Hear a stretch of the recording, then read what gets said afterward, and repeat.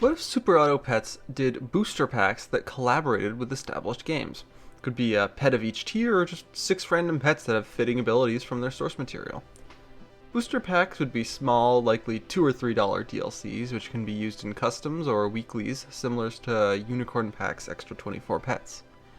I think in order to make this work, a random arena would probably need to be added, so these pets could be used in a relatively more balanced setting in which all players' packs would be a random assortment of pets from all of their packs, likely with tier balancing and trigger ensuring, which you can see more of with the program I made for my blind arena videos.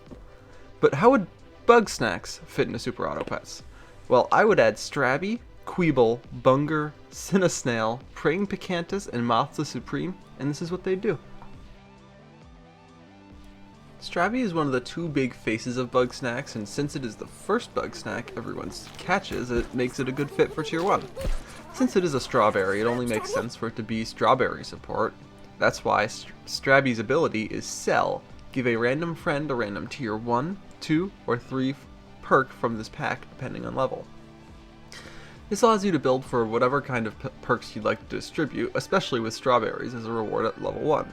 As an added bonus, Stby counts as a strawberry friend even though it isn't holding one, useful for strawberry pet abilities. This also means there is another new way to get tier 3 foods at tier 2 other than the lemur, which can be great tempo if you're willing to risk the food hitting any pet. The drawback of this pet is that if there aren't any perks in the specific tier, Stby's ability can't go off, so it is something to be careful with. Now, if this pet counts as a strawberry friend, what happens when you sell a kiwi and it attempts to remove strawberry? Well, that is how you can get a unique token pet, the white Stby. The pet has the same ability as Stby, but on buy instead. That would mean it can only be used with waffle or catfish at the moment, so it's only nichely useful, but as a white Stby, it no longer counts as a strawberry perk. The same interaction occurs if a mole attempts to remove its perk when it has none.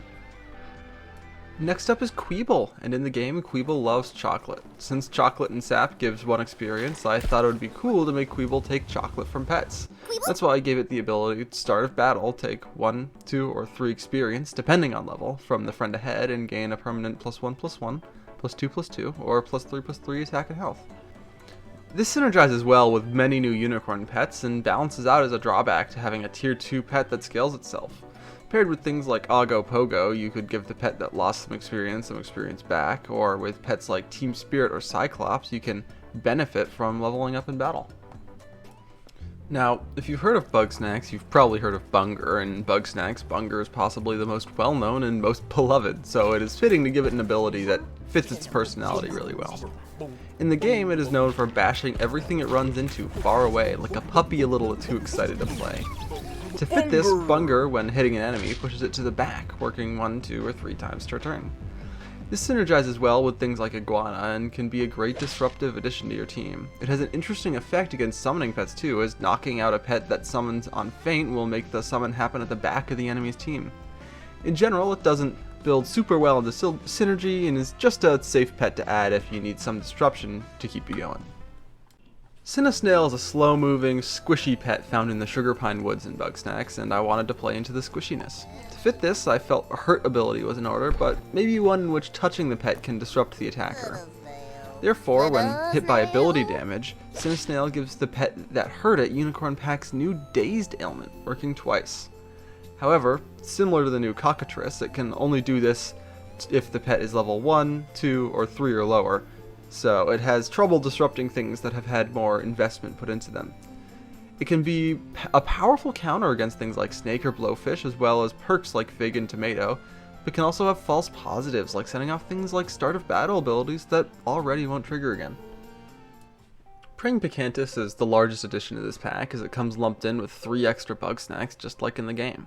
In the game, Praying Pantis can blow up and turn into a cockroach, a cheap hoof, and an Enchirito. I figured summoning 3 pets with an ability at level 1 would be a bit too good, so instead it's a bit of a lottery. On feint or on sell, Praying Pantis will summon 1, 2, or 3 5/3 cockroaches, cheap hoofs, or Enchiritos. If feint or sell sounds like a weird trigger, it is actually the same trigger that Platypus has, which works quite well. Praying Pantis fits great as either a summon enabler, a sell pet addition, or a lottery to get the pet you're hoping for. Cockroach, on hurting an enemy, will give it the Unicorn Pack's new ailment Crisp, and can do this more as it levels up. Cheapoof, on Faint, gives the pet behind +4/+4, +8/+8, or +12/+12, as well as the new Gusty ailment, which we'll talk about soon. Lastly, there's the Inchurito, which on Faint gives the pet 2 pets behind it +5 health, +10 health, or +15 health, and a Buggy Ball, this booster pack's new Tier 5 food perk. Buggy Balls and Bug Snacks are used to distract other snacks and lead them where you want them to go. In SAP, it works similarly. This Buggy Ball on any attack will take the attack damage of the enemy pet instead of your front unit, working once.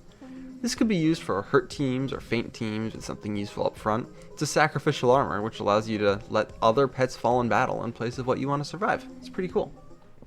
The last pet addition to this theoretical booster pack is Mothza Supreme. The first bug snacks you can see in the game is perhaps the most threatening.